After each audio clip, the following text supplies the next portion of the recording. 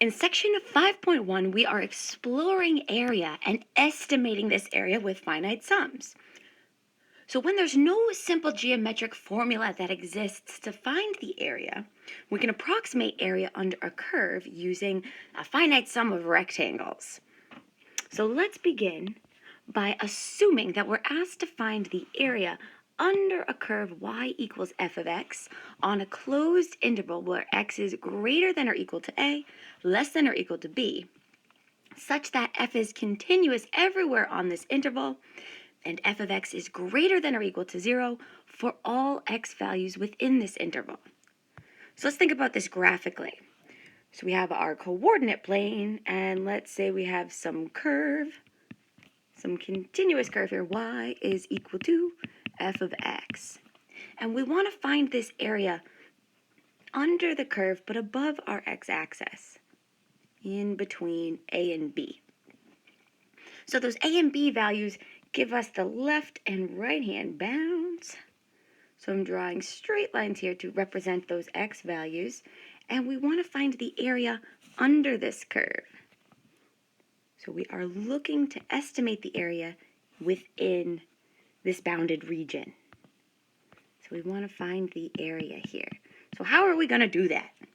So here we go, a little strategy for approximating the area under a curve and above the x-axis on a closed interval a to b.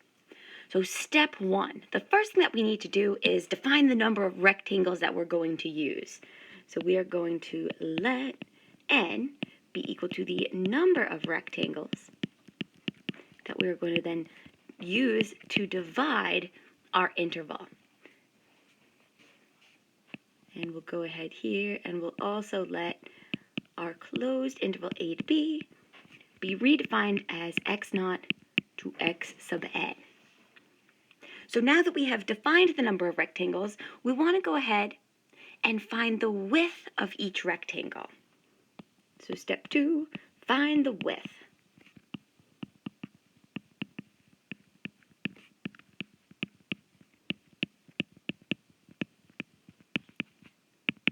So to do that, we define this as delta x, and it's going to be the difference of our endpoints, or the length of your interval. So that's going to be x naught x sub n minus x naught, all divided by the number of rectangles.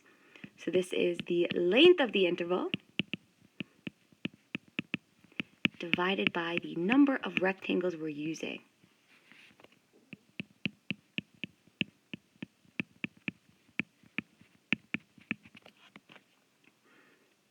So next, we now need to go ahead and subdivide this interval into n equal subintervals. So we want to divide that interval, x naught, all the way to x sub n, into n equal subintervals.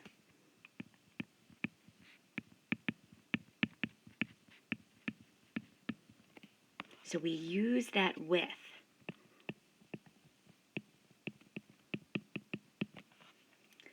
Step 4, we want to go ahead now sketch a graph of this region and draw a rectangle in each subinterval so that we can determine its height.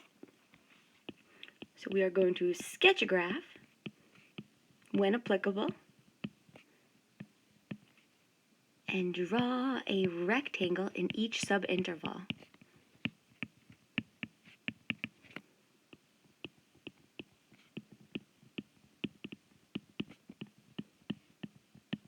And this is to determine the height of that interval, or that subinterval.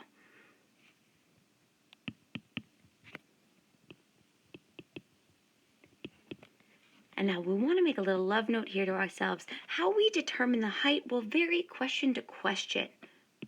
But in general, we say that our height is defined as f of x sub k, and this is such that this x sub k is the x value we're using, whether it's a left-hand endpoint, a right-hand endpoint, a midpoint. But it is one of those endpoints of the subinterval we're considering. So we'll say this is the endpoint of the kth subinterval.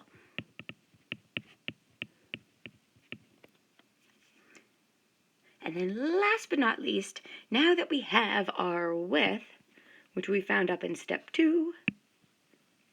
And we have the height that we found in step 4. We can approximate the area.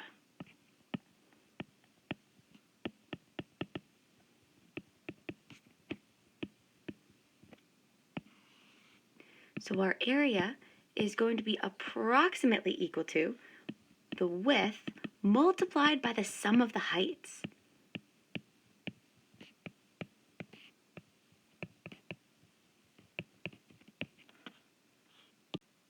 So in other words, what we're doing is we're finding the area of each rectangle and then taking the sum of those or all of those rectangles to attain an approximate area for the entire region. So let's go ahead now and look at some examples.